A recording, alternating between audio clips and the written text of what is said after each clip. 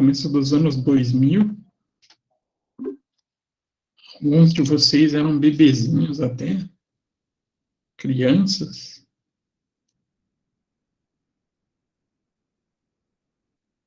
Pronto, então voltando. Então, o caso da Arthur Andersen foi a perda de credibilidade, por ter participado, sendo auditor dessas empresas, credibilidade se perdeu, e com isso, a empresa acabou falindo.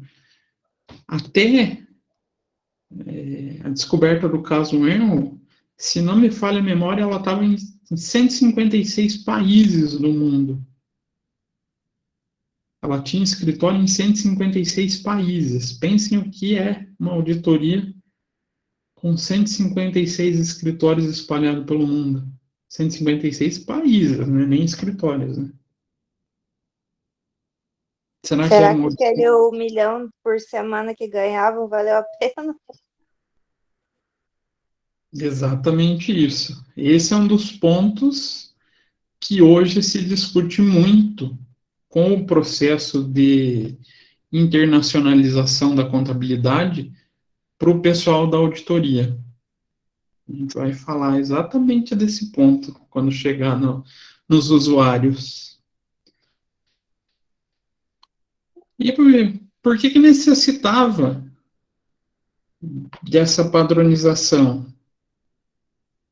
Além de coibir esses problemas de criatividade na contabilidade, de tentar demonstrar realmente a realidade econômica dos grupos empresariais, a gente tinha um outro problema. Normas diferentes trazem resultados diferentes. E a gente viu, não só eu falei, mas é só de curiosidade, quem que assistiu a palestra do Eliseu Martins? Cheguei a ver. O Lucas, só o Lucas, viu? Eu não consegui assistir, professor. Nossa, gente, é tão boa. Eu também assisti, professor. Assistiu? Ah, que bom. Perceberam muita coisa do que eu falei, ele também falou? Claro, ele A fala maioria, professor. na verdade, ele fala de um jeito muito mais interessante, muito mais chique, né? Querendo ou não, é um dos maiores professores que a gente tem no Brasil. A única coisa é que ele também usou um termo diferente, né, para contabilidade modelo europeu, ele chamou de aziendalista, né? Então, essas duas escolas, essas duas principais formas, geravam reflexos como esses. Se a gente pega, na verdade, isso aqui foi feito um estudo pegando uma mesma empresa e trabalhando as normas de cada região. Olha a variação que dá no lucro líquido segundo as normas da Austrália, do Reino Unido, dos Estados Unidos e Alemanha.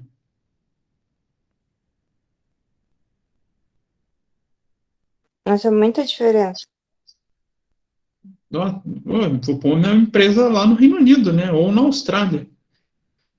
240 milhões de dólares contra, na Alemanha, 10 milhões. A Alemanha, país mais rígido, né? Eu lembro até da piada que ele fez na palestra. Que lá na Alemanha ele é terrível, eles têm o terrível hábito de prender quem faz coisa errada, né? Coisa que aqui no Brasil não acontece muito. Como é que o investidor internacional trabalha com isso?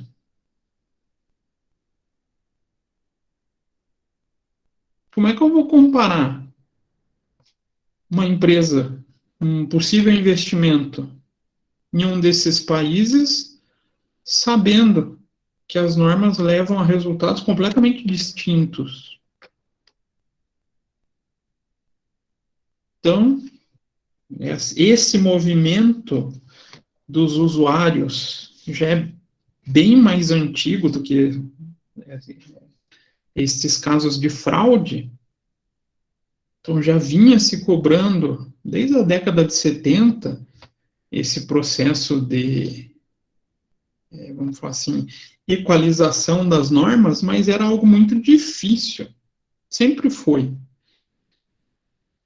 No entanto, levou praticamente 40 anos para conseguir esse processo. Diga, Silvana, pode falar. Professora, voltar um pouquinho, quando o professor estava explicando sobre as outras empresas lá da Aeron, Aeron, né, que fala, Isso, eu fiquei bem em dúvida, professora, assim, confundi um pouquinho. Isso tem a ver com grupo econômico ou não? tem. Mas e como que a gente consegue distinguir? Hoje em dia, Isso mesmo. a gente é obrigado a fazer as demonstrações de modo consolidado. Ah, Consolidado. entendi. Vamos supor, então, que a gente tem um grupo de empresas. Tem a holding, que seria a principal, e várias empresas que trabalham para ela. A gente, como contador, é obrigado a fazer uma divulgação consolidada. Ah, é antigo esse processo, é. Já vem lá da faixa de 1940, 1950, foi criado nos Estados Unidos uma forma de consolidação. Esse pensamento da consolidação veio de lá. Só que não era aplicado em todos os lugares. E não era bem regulamentado quem eu deveria consolidar. Mas já existia essa prática lá nos Estados Unidos. Só que a gente precisava da norma indicando, ó, quem vai fazer são esse tipo de empresa, esse tipo de grupo, e a tratativa é essa, essa e essa. Que, na verdade, é excluir todas as operações que seja feita entre o grupo. Se uma empresa do grupo vender para outra do grupo, quando for fazer a demonstração consolidada, é como se a gente excluísse ela, ela não existisse. Vocês vão ter a aula de demonstração, de consolidação das demonstrações financeiras. Parece Entendi, então. A Aeron era um grupo econômico. isso. Só que Entendi, ela professor. utilizava de algumas dessas empresas para esconder resultados. Então, ela tirava de uma, das despesas de uma, patrimônio, ia manipulando, deixando quem era a visualizada por essas empresas ou por essas empresas, né, por esses analistas e por esses investidores, o balanço bonito. E assim conseguia chamar a atenção do povo. Então, ali nos anos 2000, surgiu inúmeros modelos contábeis, vamos falar assim, criativos, né? Que até foi dessa época que surgiu o termo contabilidade criativa, para conseguir melhorar as informações para obter vantagem perante os investidores. E não era obrigado a apresentar o balanço nessa época, porque até numa parte, né, do comentário, ele chega a chamar o outro de babaca, né? Quando ele Uhum. pede a demonstração. Era, só que eles não faziam da maneira ideal. Até por isso que a menina, a repórter que estava investigando, ela começou a desconfiar. Que a primeira pessoa que começou a desconfiar foi a repórter, não foi?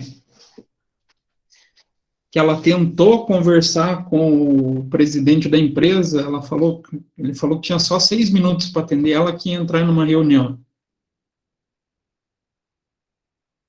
sim, sim. Ela fez através da análise de balanços. Ela achou muita coisa estranha no balanço e que não conseguia se sustentar.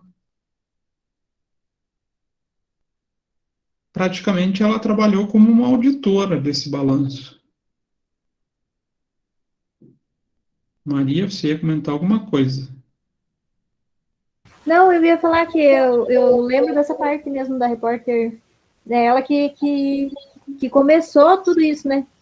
Que levantou né, que levantou a mão, falou que tem alguma coisa.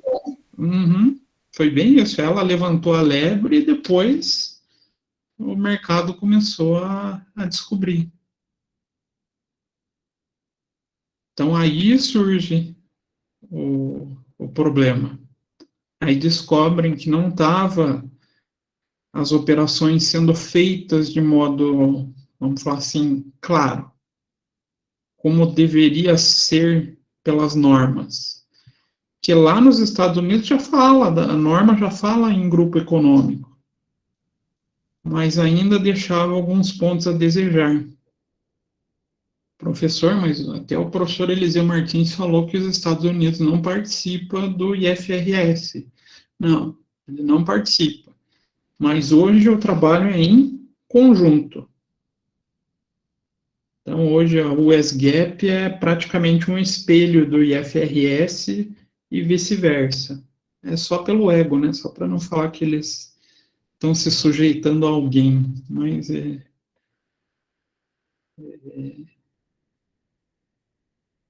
a adoção praticamente é a mesma. Muda muito pouquinha coisa. Então, ó, problemão isso daqui, né?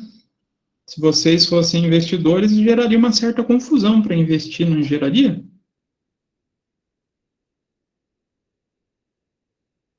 Ah, se tivesse o Brasil aqui, a gente já está muito próximo da Alemanha no resultado. A gente é muito controlador, assim como a Alemanha. Então, fizeram uma análise do caso Daimler-Benz. Então, lucro pela norma alemã, em 93, dava 615 milhões. Se pegasse nos Estados Unidos, daria um prejuízo de 1.839.000. Quase 3 milhões de diferença. Aí no período seguinte, lucro de 370 milhões, prejuízo de 1 bilhão. Aqui eu escrevi errado, aqui, ó, bilhão. Qual é o certo? Qual que eu vou acreditar? Então dá para ver vários estudos que existiam apontando essas diferenças, que estava forçando cada vez mais a adoção, porque o mercado estava cada vez mais global, vamos falar assim, né? E os investidores com mais dificuldade de analisar balanço. Já pensou se vocês fossem investidores nessa época? Vocês, para comparar uma empresa, vocês teriam que fazer todos os ajustes entre as normas para elas ficarem numa mesma base de análise? Era um trabalho homérico, monstruoso. Aí veio reforçando. Aí veio os escândalos, aí acabou incentivando ou sendo assim, não é o ponto inicial, mas onde a internacionalização dos padrões contábeis realmente ganhou força. Os padrões internacionais, eles começaram em 68, tá? O IFRS já teve sua fundação em 68. Então, tem normas anteriores a esse período, mas só começou a ter adoção internacional depois desse período, depois que veio essa série de escândalos contábeis e investidores tentando globalizar os seus investimentos, que é importante, né, hoje em dia. Vocês acham que sim? Acham que não? O que vocês acham? É importante esse mercado ser global de investimentos? Para o investidor é maravilhoso, né? Já pensou, hoje eu posso estar investindo aqui no Brasil. Sinto dificuldade? Tiro meu dinheiro e levo para outro país. Invisto na China. Não, tá ruim? Mando para outro país. E eu consigo fomentar o meu dinheiro, né? Consigo gerar riqueza de maneira muito mais fácil. É muito bom para o investidor. Pensando em governo já não é tão bacana assim, né? Daí a gente sofre mais, a gente tem que ter uma série de cuidados maiores para que o investidor fique no Brasil, ou fique no país que você está lidando com a economia. O pessoal que fez economia comigo semestre passado, lembram de algo nesse sentido? Sei que vocês estão aí na sala, hein? Ninguém vai lembrar, que triste. Ninguém lembra dos canais de transmissão da política monetária? Nossa, professor, deu um branco agora. Olha, esse canal está em alta agora, hein? O Brasil está afundando por causa de um canal específico de expectativas, né? O povo que tem dinheiro está tirando e, vou levar meu dinheiro para fora, eu não vou para o Brasil, não. Então, isso torna... Não é, professor? Hã? Não entendi. Câmbio também influencia, porque Eu não lembro o nome. a retirada, é o câmbio. O câmbio é um dos canais. A retirada do dinheiro estrangeiro prejudica o câmbio, faz com que o dólar vá lá para as alturas. E a expectativa, como a gente não está com um cenário econômico e político muito bom, está fazendo também com que o povo vá embora. Hoje já teve notícia do pessoal que cuida dos investimentos de grandes fundos internacionais, falando que, por mais que se pretenda privatizar as empresas aqui do Brasil, nesse momento eles não têm interesse. Delicado fica, né? E para que surge todo esse movimento de internacionalização?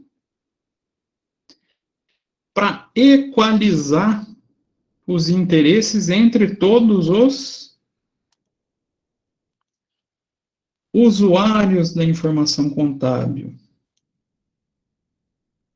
E a equalização desses usuários é algo complexo, difícil, porque cada um deles tem um interesse específico na contabilidade. E a padronização contábil tenta, vamos deixar assim, equalizar a informação a todos. Então, a informação tem que ser idêntica ou gerar a mesma capacidade informacional a qualquer um desses usuários, sem privilégios. Está até nas características fundamentais da contabilidade, né? A gente vai relembrar isso, o pessoal que teve básica já viu. Então, quem que a gente pode falar como os principais usuários? Então, a gente tem, dentre os usuários com um papel importante na contabilidade, 4. Vamos falar assim, administradores,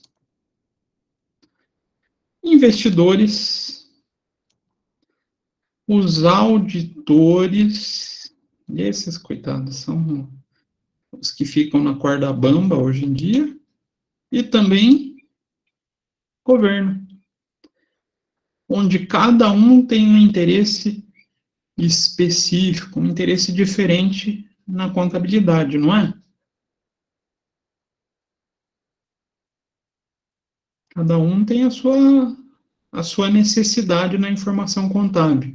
E cada um pode influenciar de maneira diferente essa contabilidade. E a padronização visa equalizar esses interesses e equalizar o risco nessa informação contábil. Então, falando do primeiro grupo, os administradores. Por que eles têm interesse? Eles buscam a contabilidade para fins de apresentar ou tentar usar ela para apresentar de como a entidade vai atuar.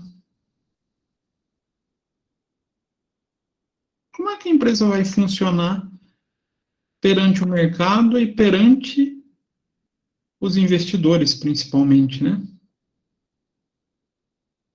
Então, eles buscam na contabilidade a definição de como a empresa vai atuar. Então, exemplo, peguei aqui a TEL da criação de empresas, que pode ser usado, podia, né? Hoje não consegue mais, mas ser usada para fins obscuros. Mas eu posso fazer isso para fins lícitos, totalmente regulares. Como assim, professor? Eu posso abrir filiais ou sucursais ou empresas investidas em lugares que sejam estratégicos para o meu negócio. Ou fechar. Ah, não, tem um determinado segmento que eu não quero mais trabalhar, a contabilidade aqui está me apontando que aquele segmento lá não está me trazendo retorno, não quero mais. Tem caso recente aqui no Brasil dessa forma de atuação? Das montadoras que estão indo embora daqui? Um grande exemplo é a Ford, né? A Ford, ela simplesmente desistiu de montar alguns modelos de veículos, consequentemente, o fechamento de algumas fábricas, de algumas empresas até, para redefinir o seu negócio. Tudo com base em informação, além de mercado, com informação contábil. Então, os administradores têm na contabilidade a sua fonte de informação. E o que pode ser perigoso, que pode ser até criminoso, se essa informação for utilizada para operação em bolsa de valores de maneira privilegiada. Aí ele tem uma responsabilidade civil e penal sobre essa responsabilidade, sobre essa informação, sobre a utilização de modo indevido. Também tem a determinação de como ou quando um evento vai ser reconhecido. Como assim, professor? É que vocês não passaram ainda por essa técnica. Mas vocês já devem ter ouvido falar do tal do impairment, né? Eu já comentei esse nome com vocês, não comentei? Eu vou trazer dentro da disciplina esse cálculo do impairment para vocês verem.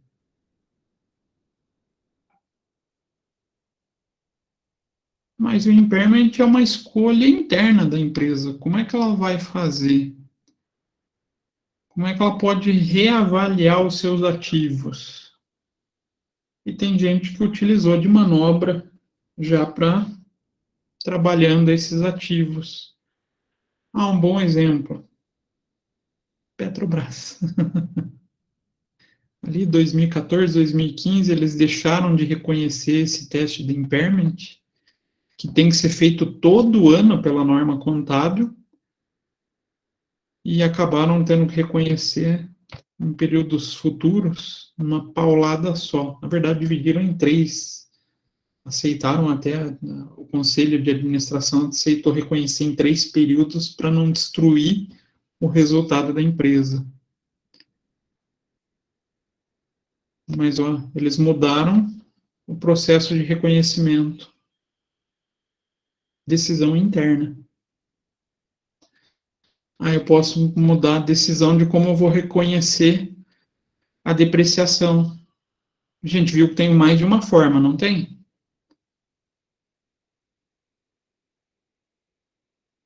Eu só lembro do método linear. Quais os outros mesmo?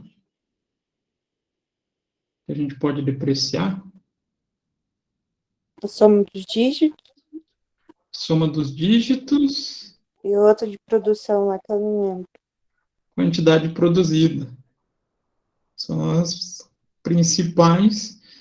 E o administrador pode escolher qual que ele acha mais consistente para ele.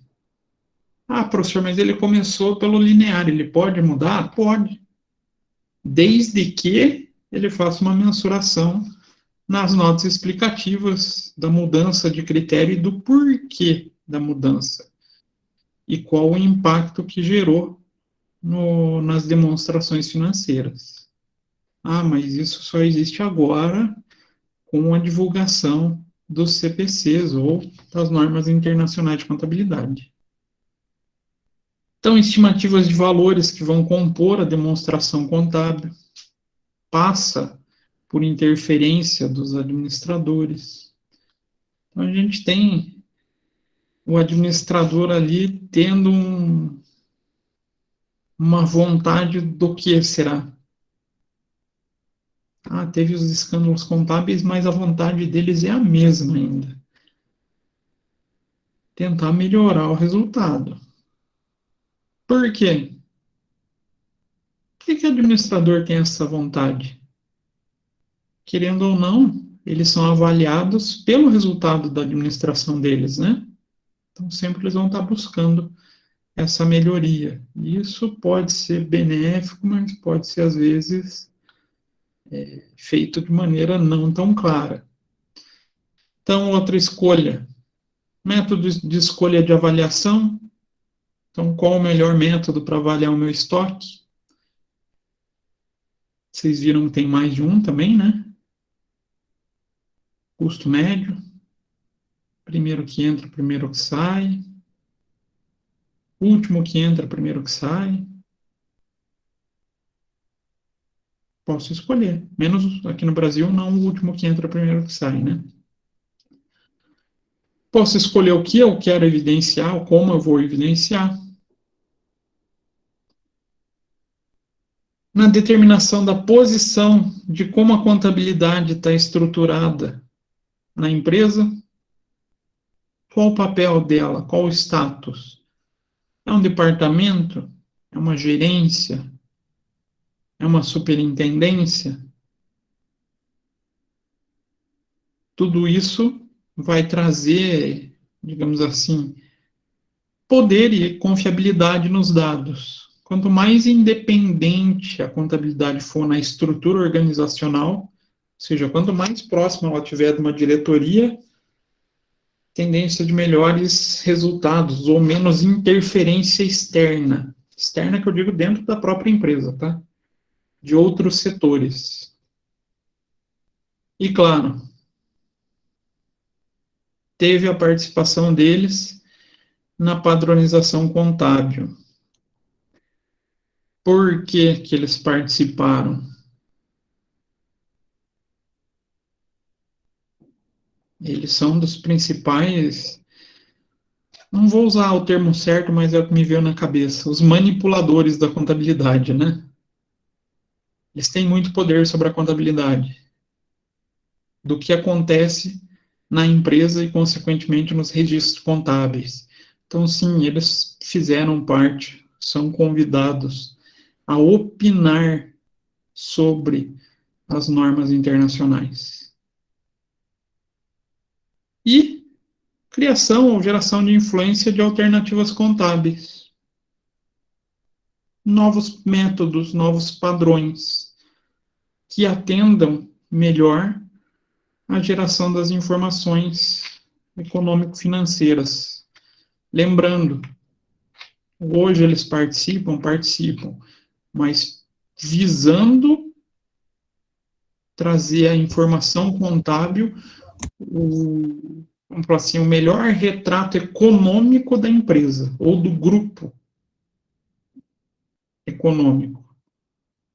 Demonstrar realmente como ela está perante o mercado, e não somente uma contabilidade para fins de informação para imposto, como era no Brasil até 2007.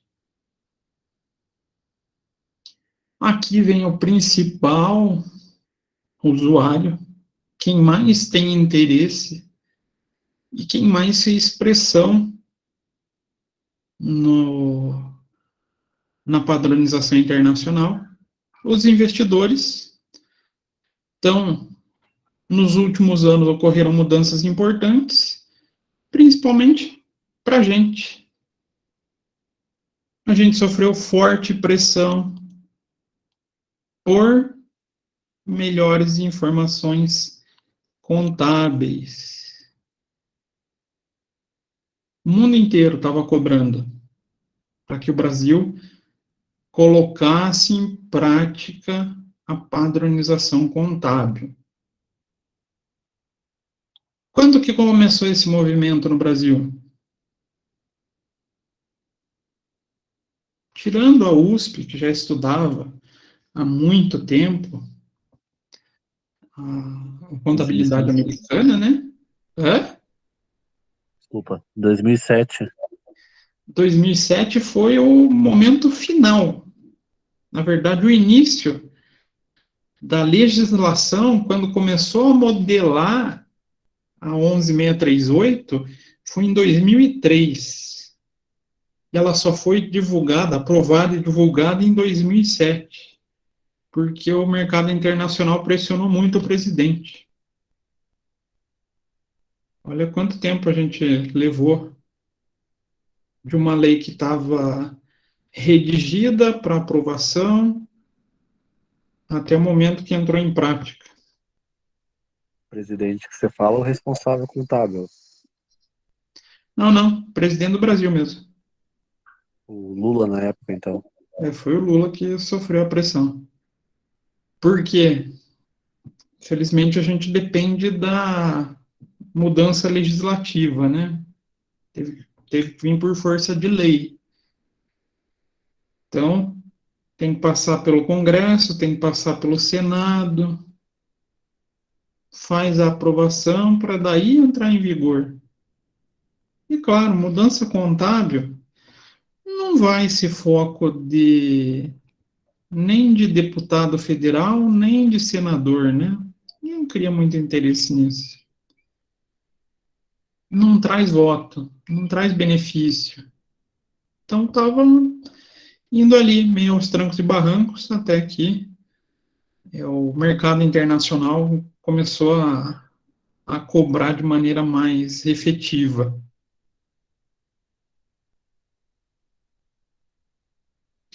Mas, Professor, claro, mas isso teve a ver com aquela questão daquela crise de 2008 dos bancos? Ou não? não, já era anterior, porque a lei ela já vinha sendo estudada desde 2003.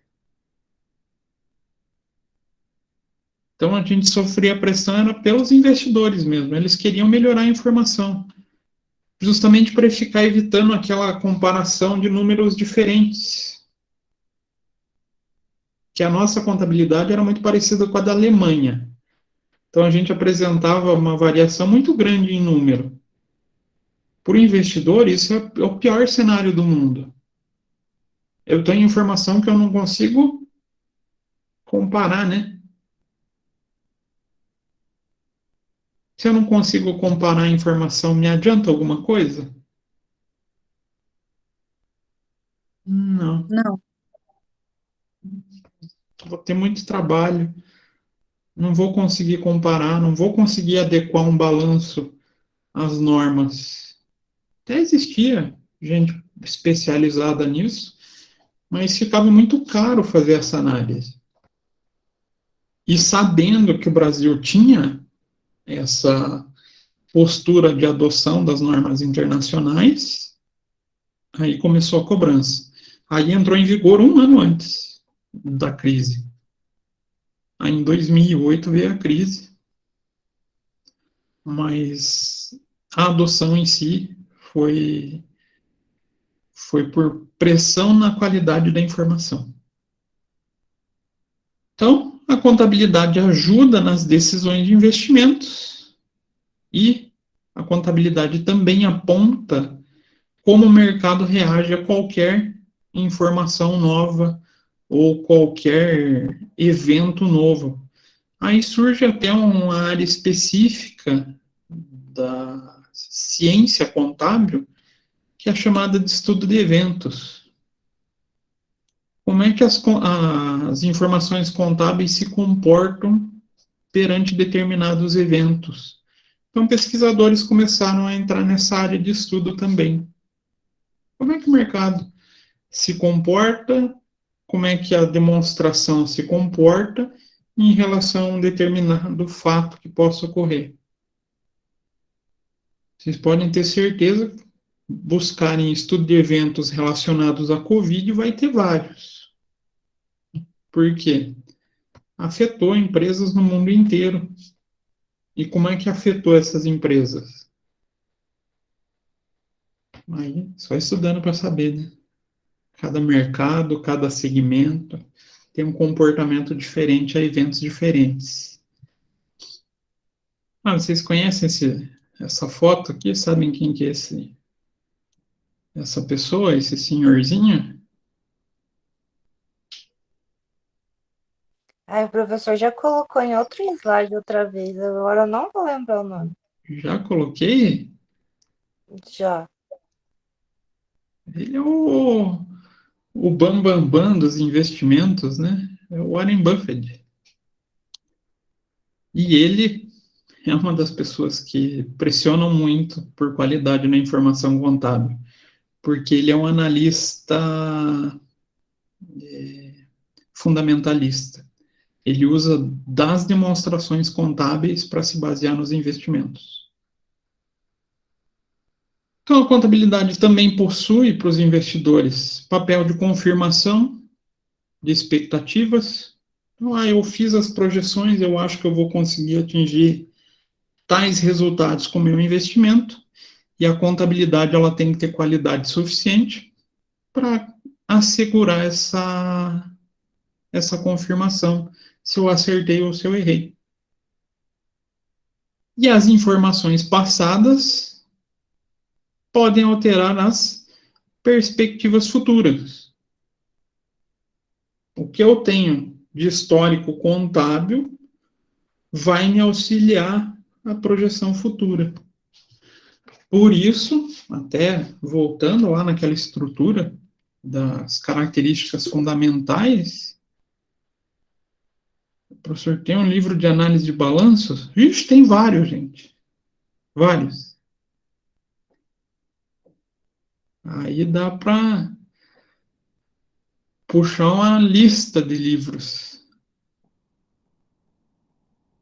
Mas, por que, Ana? Precisa de algum específico? Tem curiosidade no tema? Deixa eu fazer aqui.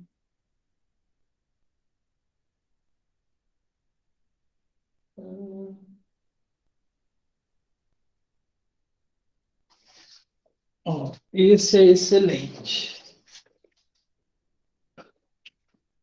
Esse, na verdade, deixa eu pegar aqui.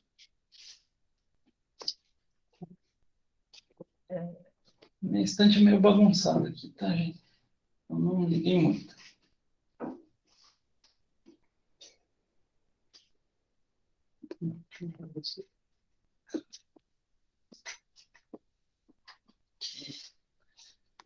Falou de análise de balanço, eu indico esses dois, ó.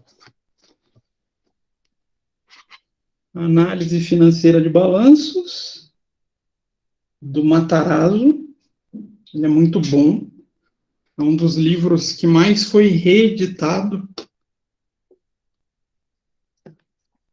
E outro também que é muito bom, Estrutura e Análise de Balanços, do Asaf Neto. Também muito bom. O Asaf Neto ele tem muito foco para investidor. O Asaf Neto ele é um estudioso da área de investimentos, tá? Então tem aí, livro tem, a gente tem vários autores de qualidade. Então, voltando, a gente tem dentro das características qualitativas, eu tenho do Warren Buffett, e ele traz mais a forma de como ele utiliza, né, a análise de balanços para fazer a sua forma de investimentos. Esses aqui são mais técnicos, tá? Eles são mais voltados a como eu vou fazer a análise. Quais são as técnicas aplicadas na análise. No entanto, é o que a gente usa em sala de aula. Gente, que eu digo os professores, tá? Não sei se quem vai dar análise para vocês. Professor, Oi? qual que é o nome do livro? Tem o primeiro, Análise Financeira de Balanços, do Matarazzo.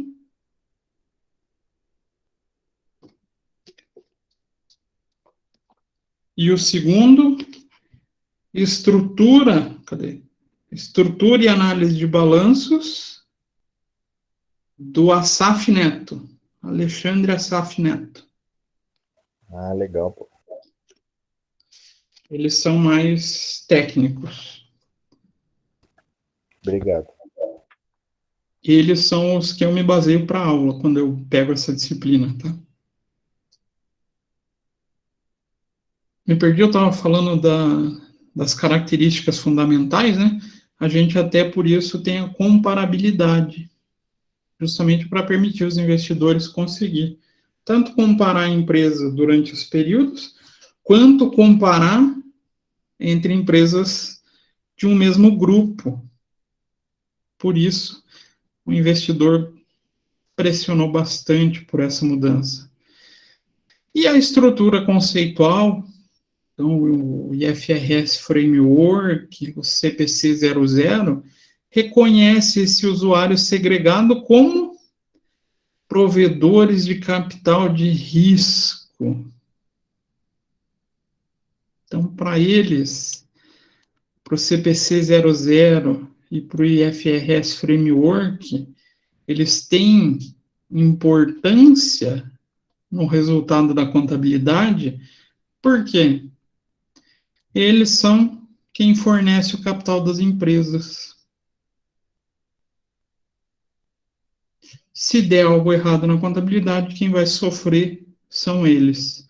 Além de credores por empréstimos, fornecedores e qualquer outro tipo de credor. Mas o enfoque cai em cima do acionista, né? Ele é o usuário considerado provedor de capital de risco. Aí a gente chega no pessoal que fica na corda bamba, que são os auditores. Por quê? Eles têm que garantir a qualidade da informação contábil e sofrem pressão dos dois lados, tanto desse pessoal quanto desse pessoal, tanto do administrador quanto do investidor. Aí surge um dilema.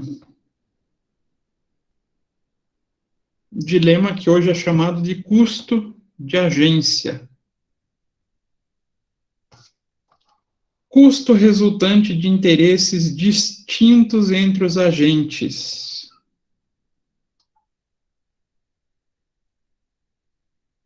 Como é que eu vou fazer o meu parecer? Vou atender, digamos assim, da melhor maneira possível quem? E qual reflexo? Por isso que tem que ser imparcial, né, professor? O correto é ele ser neutro. Só que ele sofre pressão. aí entra no problema. Se eu ceder a pressão, o que pode acontecer comigo? Qual o custo que eu vou ter por ceder a pressão? Se vocês perguntarem a alguém que era da Arthur Andersen, vão falar que é muito caro. Foi o que aconteceu, não foi? Eles cederam a pressão da Enron. Custou um pouquinho caro para eles. Então, o auditor ele não pode deixar de ponderar a relevância do seu serviço em detrimento a pressões. Ele não pode se deixar ser pressionado por agentes, porque isso vai gerar um custo para ele. Principalmente desgaste de imagem. A última que sofreu, não chegou a ponto da Arthur Andersen, mas a KPMG teve arranhões bem fundos na sua imagem por causa de alguns pareceres assinados da Petrobras.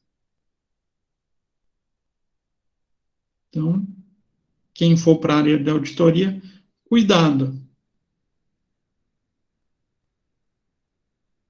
Ah, professor, mas é só seguir o que a lei fala.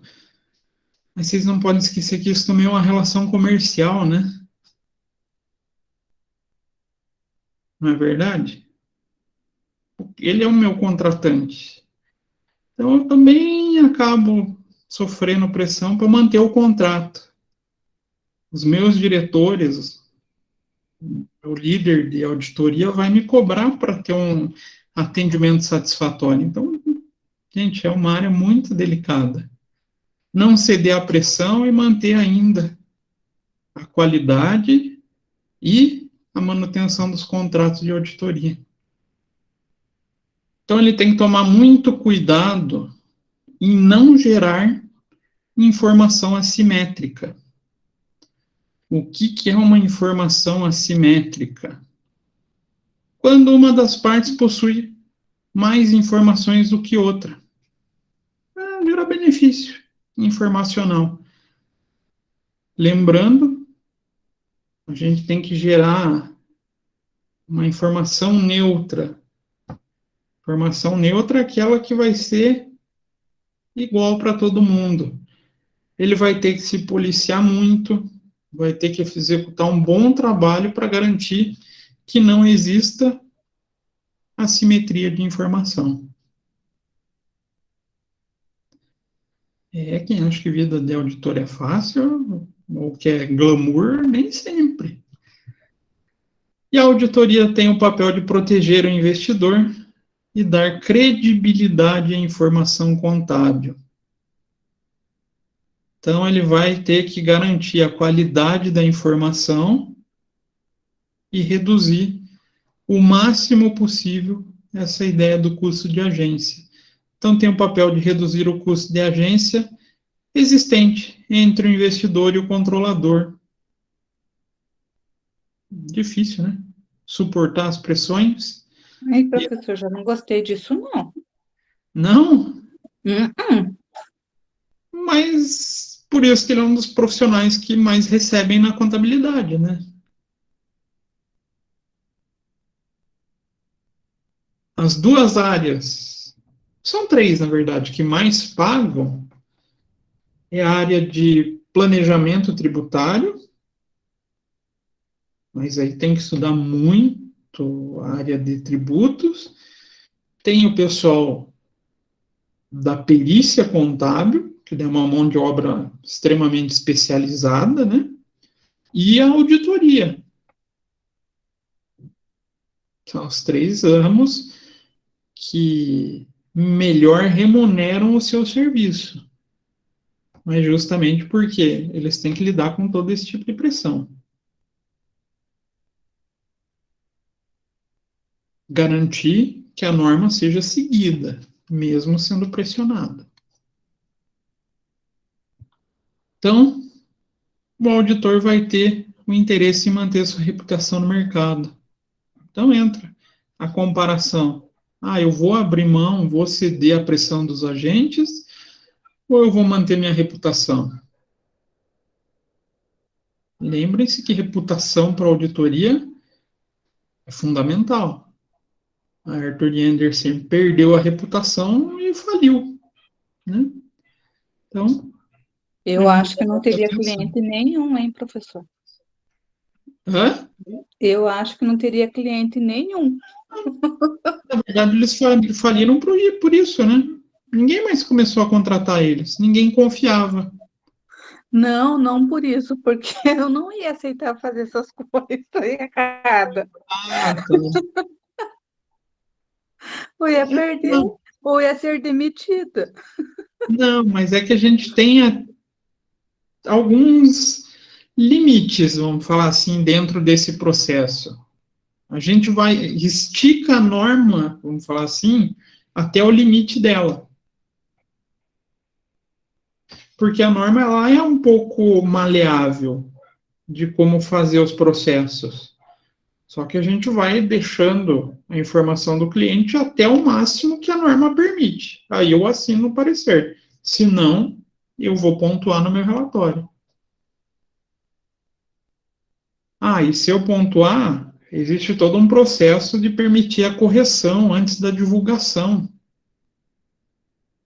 Então a gente vai negociando. Eu não trabalhei com auditoria, mas trabalhei junto com auditores, né? Eu ficava mais fazendo consultoria tributária. Era comum ver o pessoal trocando parecer com os apontamentos com o cliente para que ele pudesse corrigir os apontamentos para apresentar um balanço com uma qualidade maior, para evitar que saísse no relatório da auditoria esses apontamentos. Então tem o jeitinho também, né? Como lidar com o cliente. Mas é mais rígido do que as outras áreas, né? Nossa, professor. Ai, desculpa que eu tô com um pouco de tosse. Falar em lidando com o cliente, né? Hã? Falar em lidando com o cliente. Hoje eu aqui em casa, né, atendendo o cliente da Vivo, tá? Aí ele não deixava eu falar, daí eu coloquei no mundo e falava, cala a boca, cala a boca. Ai, professor, meu marido saiu de lá da cozinha para ver se estava acontecendo alguma coisa. Você não estava brigando com o cliente. Mas eu não tá... Professor, mas ele me estressou tanto que eu tive que pôr no mundo e começar a xingar ele. Meu Deus, ele me tirou de sério. Mas vocês acham que na auditoria é diferente? Tem hora que a gente também. Geralmente a gente fica, quando está fazendo auditoria, fica numa sala. Aí quando a gente vai lá com a equipe de auditoria, a gente desabafa também. Puxa, mas aquele pessoal daquela área é chato. Ah, não fornece nenhum dos documentos que a gente pede direito. Ainda tem muito. Nossa, Mas, professor... Ai, perdão, nada. Não, mas o meu é mais cômico mesmo. Mas eu sei que daí, no fim, eu tinha que transferir ele lá para a área comercial, né? Ele falou bem assim, ele queria me explicar a história tudo de novo. Eu falei, não. A minha voz já é um pouco... A quem ouve já pensa que eu tô brigando, né? Mas eu não tô. Mas eu falei mais alto que ele. Eu falei, não, senhor, o senhor vai ficar na linha, porque eu vou transferir o senhor lá para a central, tá? E quando eu falar com a atendente, ela vai querer que o senhor esteja na linha. Então, o senhor fica aí aguardando só um pouquinho. Aí ele ficou quieto, ele se obrigou a calar a boca. É assim mesmo. Esse cliente é um bicho complicado. Diga, Silvana, você quer comentar também? Porque quando né, os auditores vão na empresa, a gente já fica de cabelo em pé, né? Porque já sabe, vão pedir um monte de documento. Uhum. Daí, assim, lógico, agora a gente começa a entender um pouquinho mais. Mas antes eu ficava assim, achava estranho. Falei, meu Deus, mas a gente paga para passar nervoso, eu não consigo entender isso. Não, mas é porque eles estão ali justamente para poder, esse balanço aqui que o pessoal está falando, eu assino embaixo, eu atesto que ele tem qualidade. É essa a ideia. Passar credibilidade no nosso trabalho. Então, por isso, eles são chatos, cobram um monte de documento, pedem para explicar um monte de atividade, mas é tudo visando atestar a qualidade. Então, Mas está pagando para ser assim, acompanhado também. professor, e pode, que nem, se recusam a dar documentos, algo assim. Daí como que os auditores fazem o trabalho? Tudo vai para parecer, tudo. Eu não tive acesso à informação. Eu tenho ferramentas dentro do parecer que me permitem apontar essas falhas. Eu posso dar um parecer livre de opinião, falar, não, tá tudo ok, essa empresa é linda, show de bola. Eu posso dar um parecer com ressalvas. Ressalva é apontar, o balanço dele está certo, mas tem o ponto A que está errado, o ponto B que não foi conseguido documentação para analisar, o ponto C que não tem controles internos. Você pontua o que você achou de errado. E tem a última ferramenta, que é o caso extremo. Aí é raríssimo de enxergar, mas existe o parecer com abstenção de opinião. Seria a mesma coisa que eu falar, olha, isso daqui está tão zoneado que eu não consigo nem dar a minha opinião de tão ruim que está. Então, a ferramenta deles é o parecer.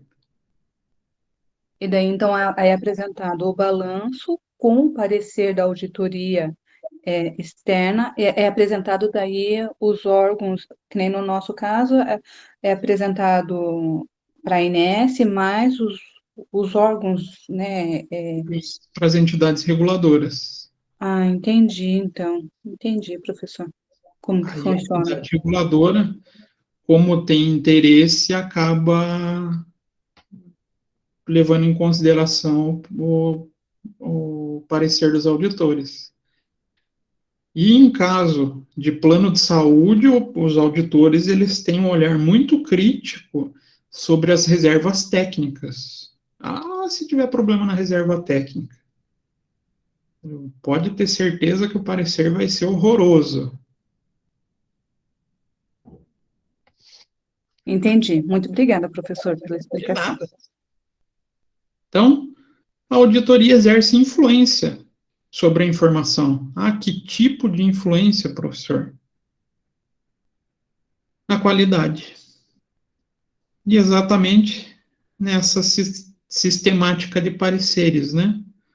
Decorrência da possibilidade de emissão de parecer com ressalva, ou, no pior dos casos, um parecer com abstenção de opinião. Então, ela força aos contadores, aos gestores da informação contábil, produzir uma informação que atenda os padrões do cenário vivido, né? No nosso caso, das normas brasileiras de contabilidade, que é basicamente a tradução das normas internacionais. E eles também tiveram, ou têm, forte participação na padronização contábil. Então, eles também têm uma participação muito forte, principalmente aqui no Brasil, com a participação fugiu o nome da Associação dos Auditores. Mas é como se fosse o CRC dos auditores. Do IBRACON, lembrei. O IBRACON, que é o Instituto Brasileiro dos Auditores, apesar que é o Instituto Brasileiro dos Contadores, né? Eles são participantes, são membros efetivos do CPC. E, claro, a gente não pode esquecer o governo. Por que o governo tem interesse e influencia na informação contábil?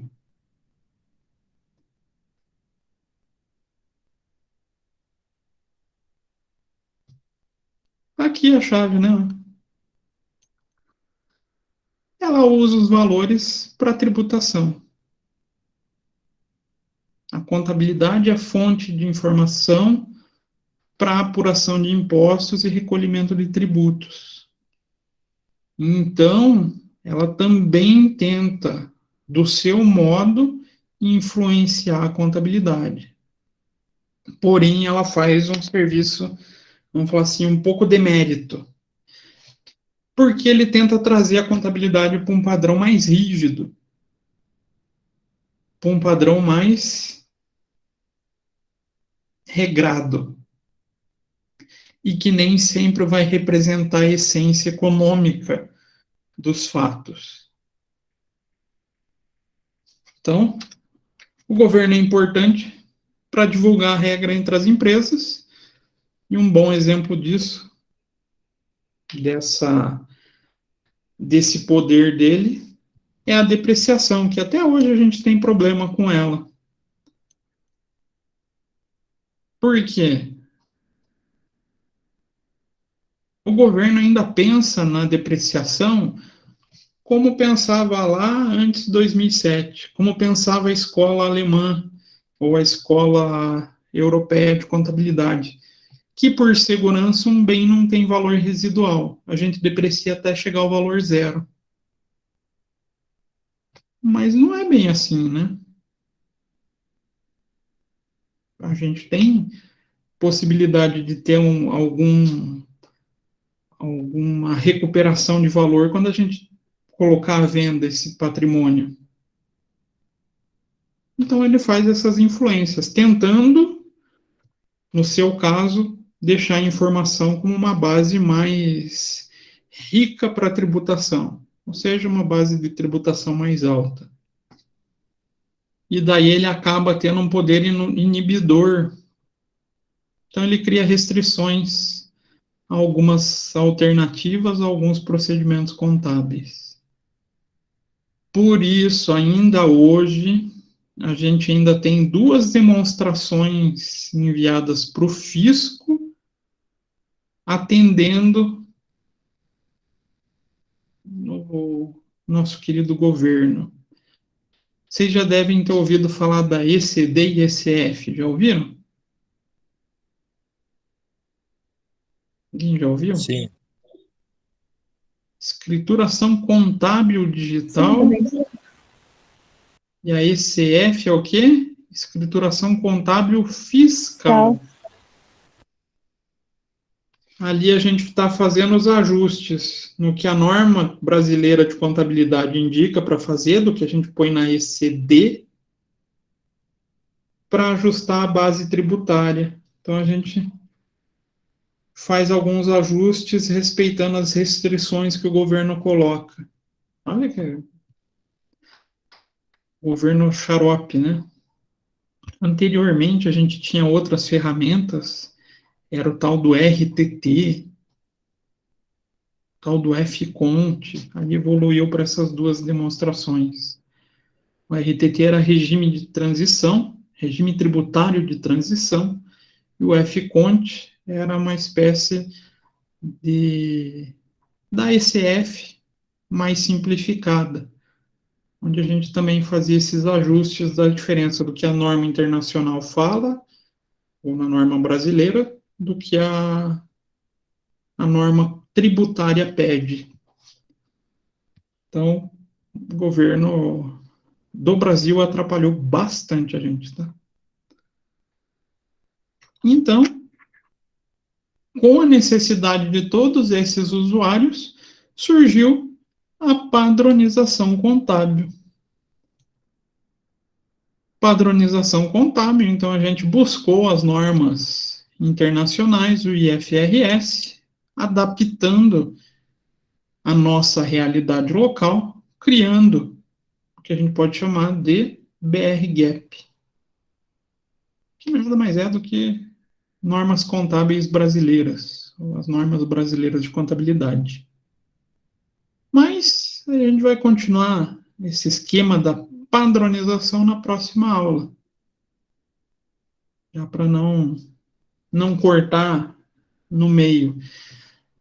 Mas só mais uma situaçãozinha aqui que não está no slide. Tem mais gente que tem interesse na contabilidade hoje em dia? Será que tem mais gente? E agora? Além desses 4, Esses 4, eles são importantes pela forte influência no modelo e na escolha da padronização. Mas tem mais gente que pode se aproveitar da informação contábil? Fora esses 4? Banco utiliza? Credor? Sim. Se eu vou fornecer crédito para vocês, eu vou querer olhar como está a vida de vocês, não vou? E como que eu olho a vida de uma empresa? Pelas informações contábeis. Pelas demonstrações contábeis, pelas informações contábeis. Então, os credores têm interesse. Fornecedores têm interesse? Tem, né? Tem? Por quê, Maria? Tem, porque precisa saber se tem condições de pagar, né? Não, mas eu Eu vou sou vender para fornecedor. você. Ah, Ó, vamos pensar assim, eu vou vender para você. Ah, mas para poder vender para você, eu quero ver o seu balanço. então, Ou o contrário, você vai comprar de mim, quer ver o meu balanço. eu como cliente, Será que existe isso? eu acredito que sim, com Existe. certeza. Por quê? Existem clientes que buscam análise de capacidade técnica. Como assim, professor?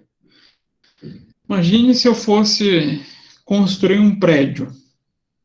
Posso sair contratando qualquer empreiteira?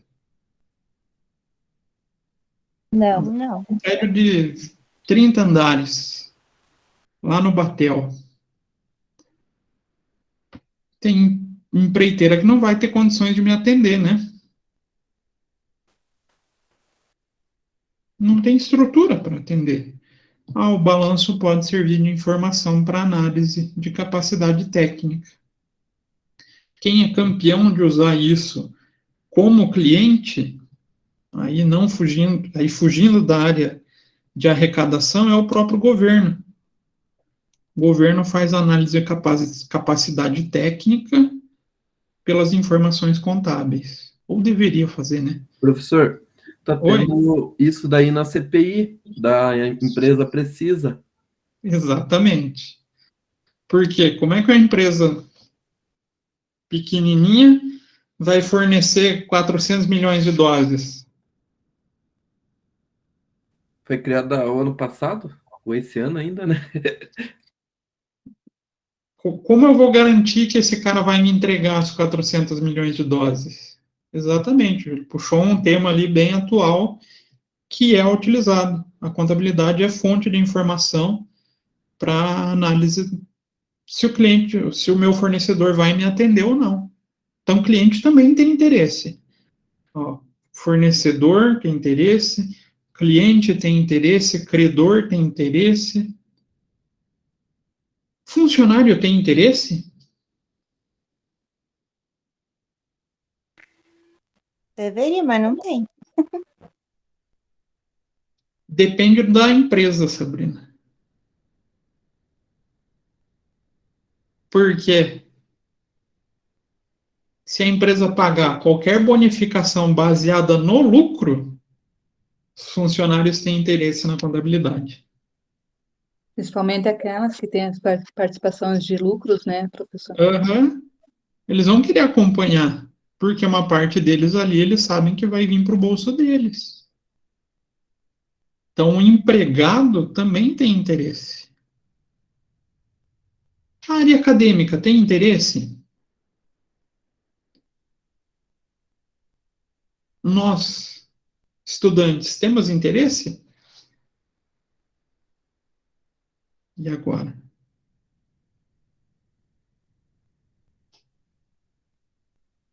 Vocês têm interesse na contabilidade dos outros? Sim, né, professor? Para aprender, né? Exatamente, Lucas. É a fonte de informação para gerar conhecimento. Então eu quero aprender, a gente estava falando da análise de balanços. eu quero aprender a fazer uma análise de balanços, quero aplicar a minha técnica. Eu vou atrás da informação de alguma empresa e coloco aquela técnica que eu aprendi em prática. Para a gente seria uma espécie igual quando tem laboratório de anatomia para o pessoal de medicina, né? Eles vão no corpo, a gente vai na empresa. A gente busca a informação da empresa. A gente utiliza o dado real da empresa para poder falar algo sobre a empresa, para poder estudar determinadas técnicas ou determinados procedimentos adotados pela contabilidade. Então, além desses quatro, esses quatro eles são muito fortes, a gente tem essa outra gama de interessados na contabilidade, né? De maneira menos influente, de maneira menos significativa, mas também com o seu interesse. Dúvidas, perguntas, questões? Mais ou menos? Não entendi nada. É mais tranquilo do que custo. Mais tranquilo que custos? Calma, gente. Pelo menos consigo acertar as perguntas. Não, é que custos é uma questão de evolução. A gente está no começo de uma escadinha. Tenham paciência que logo, logo, a gente subindo os degraus, vocês vão se sentir mais seguros. Podem ter certeza disso. E vocês conseguiram enxergar essa ligação do filme, das manobras contábeis, nessa pressão da norma internacional, da adoção da norma internacional? Até ia te perguntar, professor, a Aeron foi a primeira empresa que teve escândalo e depois veio essas outras que o professor explicou? Na verdade, elas aconteceram no mesmo tempo. Entendi. Mas teve casos anteriores, tá? Não foram os primeiros. Por exemplo, até quem assistiu a palestra do Eliseu Martins falou, o Eliseu Martins comentou que a USP foi a primeira a migrar, fazer estudo da contabilidade nos padrões americanos, e a CVM, o governo acabou contratando a USP para fazer um livro. Porque já lá no Brasil de 60, vou até abrir aqui, ó.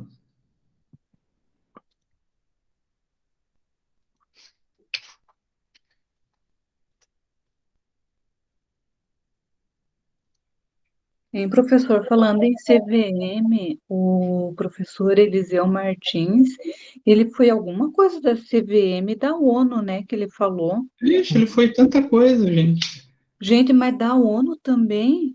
Sim, ele foi representante brasileiro no IASB. Ali eles fizeram um resuminho do currículo dele. Eu falei, meu Deus do céu, olha a bagagem do homem. Uhum. Viram a tranquilidade? É uma coisa assim. Muito calma, assim. Eu falei, meu Deus, não é à toa que o professor Cizira, a professora Débora falam dele. Não, é porque ele é referência, gente. Não tem como fugir de uma pessoa como aquela. E principalmente quem consegue ter contato, quem conseguiu já conversar com ele, ou foi aluno dele, sabe que é uma coisa completamente diferenciada. É uma pessoa que está fora do padrão. Mesmo sendo, digamos assim, aquela personalidade, ele mantém uma postura de humildade muito grande. Não é nada de eu sou superior a vocês, eu sou. Desculpa o palavrão, eu sou o fodão da contabilidade, vocês são só aprendizes. Não, ele não se põe assim. E daí acaba encantando a gente, né? A gente acaba criando admiração por esse tipo de pessoa. Mas aí, voltando à história das fraudes, por que até que surgiu essa demanda lá na década de 60? Por causa dessa história aqui, dessa empresa, Merposa. Depois eu vou deixar vocês pesquisarem sobre esse caso da Merposa. Foi uma fraude contábil que fizeram aqui no Brasil, né? Levando inúmeros credores a investir o dinheiro numa empresa que nem existia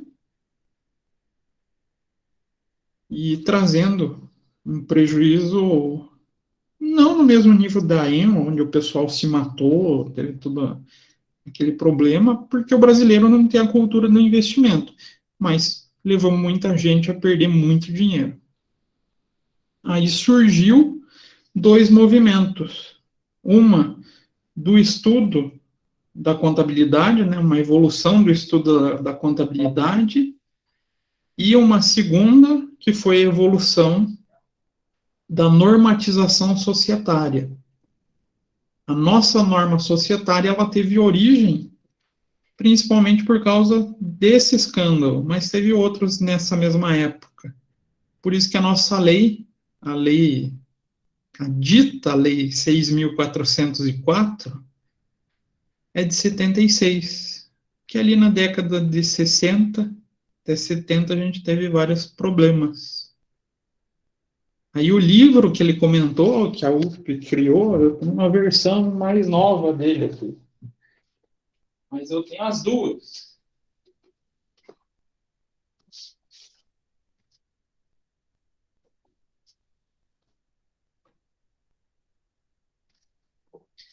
As duas versões aqui. A antes da padronização internacional é essa aqui, ó. Manual de Contabilidade das Sociedades por Ações. Esse foi o material que foi contratado lá na década de 70 para o pessoal da USP criar. Podem ver que os nomes aqui são de vários professores da USP, e não são só os três, tá? Quem está na cabeça aqui? O Eudícibus e o Eliseu Martins. E o Ariovaldo dos Santos também participou, ele também tem participação, além do Ernesto. Aí a nova agora, depois da internacionalização, é essa, Manual de Contabilidade Societária. Aí vocês podem ver que traz o logozinho aqui da FIPECAF, né? Que é a Escola de Administração e Economia da USP. Então, a gente já tem históricos de fraude anteriores. Não é de hoje. Mas o que realmente... Ô, professor, deixa eu ver lá o símbolo de novo. O da FIPECAF? Isso. É um símbolo bem... Cadê? Bem bonitinho aqui. Mas só a gente pegar no site deles. Espera aí.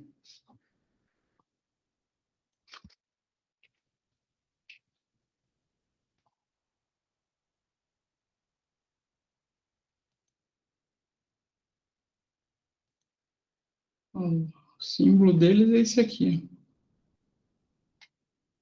E as salas lá são assim? São. Maneiro, né?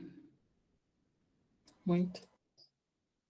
E o detalhe, é pública, tá? Para pós-graduação, não. Pós é paga. Pós que eu digo especialização.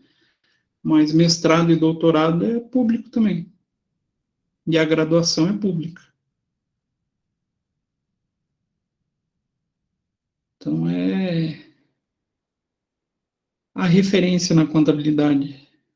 É bacana lá, gente. Eu sou suspeito por falar, né? Tenho admiração por esse povo. E pelo povo aqui da Federal, né? Mas, então, terminando a resposta para a Sabrina, fraude já existe faz tempo. Mas aqueles casos entre 2000 e 2013 é que fez, digamos, alavancar a padronização no mundo, tá? Eu vou contar a história depois da padronização. Vou trazer como é que foi criado o IASB e depois como é que o CPC foi criado para a gente entender como funcionam as normativas. Como é que hoje é feito o processo de criação de uma norma contábil. Então, vocês vão ver que o IASB não é desse período. Ele é lá da década de 60. Só que o movimento dele só foi conseguir ganhar força nos anos 2000, porque daí os escândalos começaram a se tornar muito grandes e o pior, né, num mercado muito delicado. Muito delicado. Isso que eu ia falar, professor, acho que por isso que eu perguntei até se a Erin foi a primeira ali, por causa da proporção do escândalo, acho que foi muito grande, né? E se viu a necessidade, ainda mais no mercado que é dos Estados Unidos, que tem uma fama muito grande, né? Não é nem pela fama, é pela cultura. Que diferente da nossa cultura, a cultura deles é investir em bolsa. A nossa não, a nossa é investir no quê? Qualquer coisa menos ação, né? Não é verdade? Mas o brasileiro gosta de poupança. Gosta de deixar dinheiro parado, né? Mas é por falta de conhecimento, falta de cultura. Então, isso faz com que o problema americano se torne maior. Aí não teve como segurar mais, né? Aí explodiu a padronização, né? Aí veio com muita força. Ah, professor, mas mesmo assim os Estados Unidos não adotou? Não. Porque daí o deles já estava muito próximo da contabilidade apontada pelo IASB. Então, eles já estavam muito próximos. Aí eles só foram se adequando. E hoje em dia a gente tem normativas que são emitidas em conjunto, pelo FASB e pelo IASB, que hoje chama de FRS, né? Pelo FASB e o IFRS. A gente consegue ver a normativa emitida em conjunto. É só por ego daí, né? Só para não falar que eu sigo de outras pessoas. Fazer o quê? Faz parte. Então, aí surgiu o que vocês têm como contabilidade para ser estudada hoje, tá? Por tudo isso, e atendendo a esses usuários, nós, em 2007, finalmente migramos para os padrões internacionais, apesar de que muita empresa ainda não está nos padrões internacionais. Tranquilo, gente? Dúvidas, perguntas, questões? Por mim tá tranquilo, professor. Tranquilo, professor. Essa aula é um pouco mais falada, né, gente? É um pouco mais cansativa, mas ainda bem que vocês estão mais participativos, aí acaba quebrando um pouco esse eita, travou. Essa chateação só da aula teórica, né? O texto puramente teórico ele é muito denso para a gente ficar prestando atenção, né? Então, vocês participando ajuda a quebrar Exato, isso. professor, às vezes tem que dar uma chamada, assim, opa, volta. A parte teórica tem essa dificuldade, né? Mas eu vou tentar deixar mais dinâmico o possível. Mas esse comecinho, ele é trabalhoso mesmo, ele é pesado. E a pergunta, cai no exame de suficiência? Cai, né?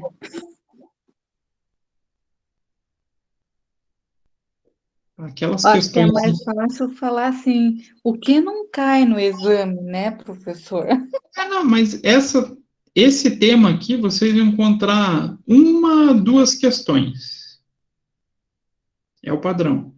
Uma das questões vai ser sobre teoria da contabilidade.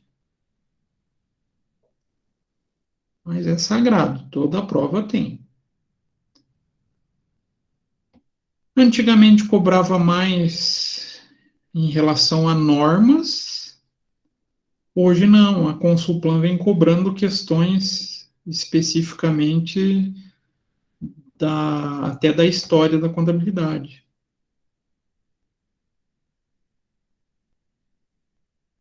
E eu não sei, se bem que vocês estão muito novinhos ainda para pensar no exame de suficiência.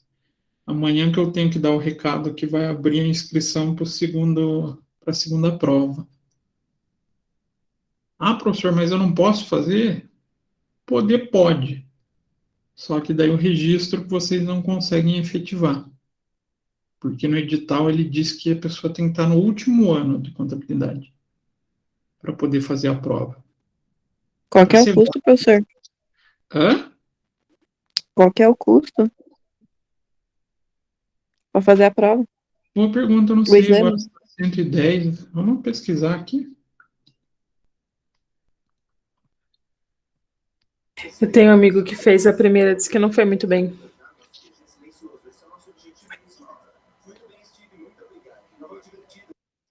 Eu acho triste, mas deixa eu compartilhar aqui com vocês. Mas está tendo um índice de reprovação muito alto. Oh, nem saiu aqui o edital ainda. Ah, não, tá aqui. Inscrições abertas. Edital.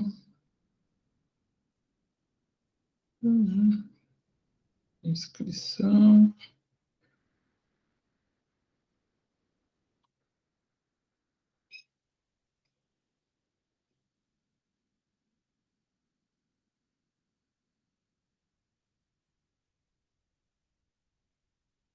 Aqui eu só vi falar.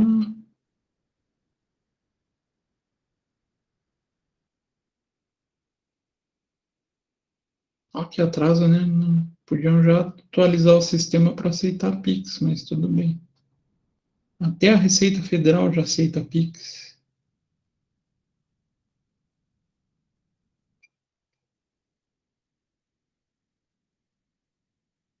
R$ 70. Taxa de inscrição, R$ 70. Eu achava que estava mais caro. As provas técnicas, né, as de auditor, de perito, elas já são R$ 150. E eu não vi se saiu do CFC a prova do ano passado.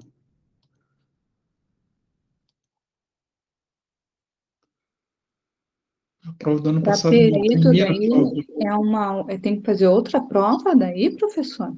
Se vocês fizerem agora, Não, é que o professor comentou e para fazer para técnico é outra prova, isso? sim. E só depois que vocês passarem nessa, vocês podem fazer a segunda.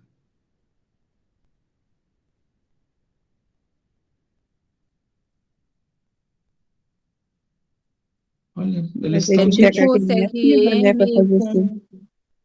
com... Opa, um por vez.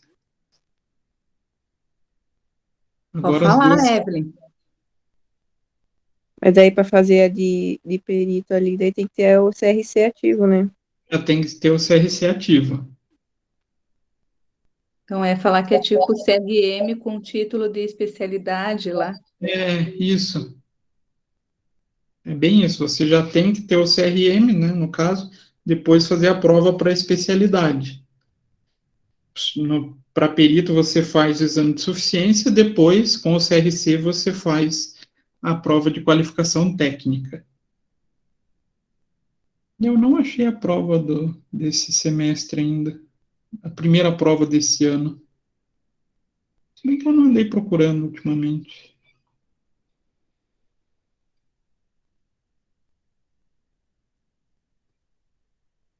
Mas eu queria ver se achava uma questão específica de teoria para vocês? Vamos ver se eu acho.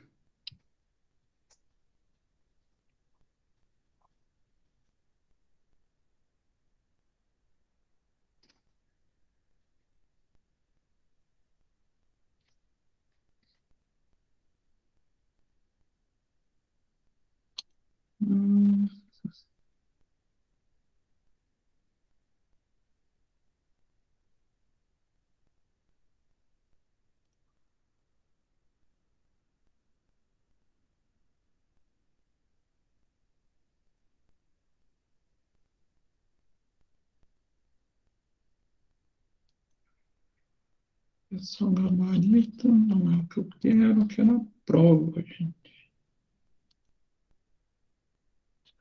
Ah, tá aqui. Geralmente as questões de teoria são as últimas do caderno. Ah, não, essa daqui é em moeda estrangeira. Ó, para vocês que estão gostando de custos, ó, tem que cair bastantinho. Custo. Aqui começa custos. Custos, ó. Mas vamos para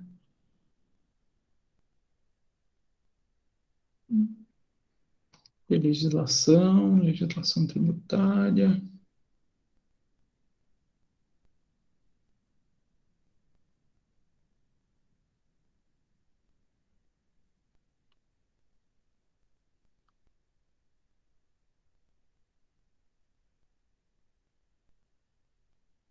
Isso aqui acho que é de ética. É de ética.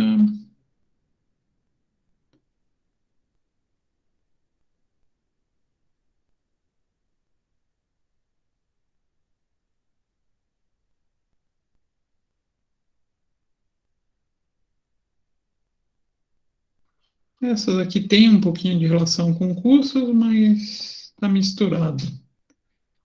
Quero uma de custos pura.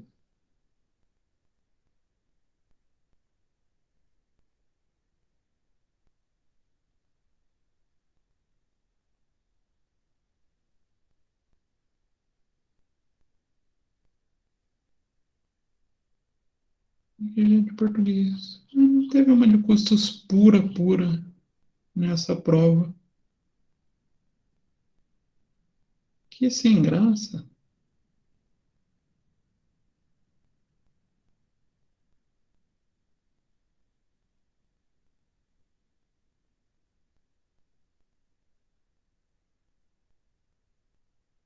Olha, eles cobraram mais de ética do que de teoria nessa última prova.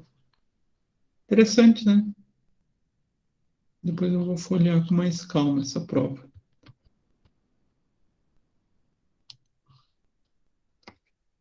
Mas cai, gente. Não se preocupem. Até porque, sabe essas questõezinhas que vocês estão respondendo? De teoria? Da frequência? Todas elas são questões da Consulplan, tá? Não necessariamente do exame de suficiência. Teve de concursos que eu busquei também, mas todas da Consulplan. Para vocês já irem se habituando. Tranquilo, gente? Tranquilo, professor. Então tá. Tranquilo. Então a gente se encontra semana que vem. Turma de terceiro e quarto na segunda com custos. Primeiro e segundo período, daí na terça-feira que vem, voltando com o assunto de teoria, né? Então desejo para vocês uma boa noite, um bom descanso e até semana que vem. A gente, se Deus quiser, se encontra semana que vem.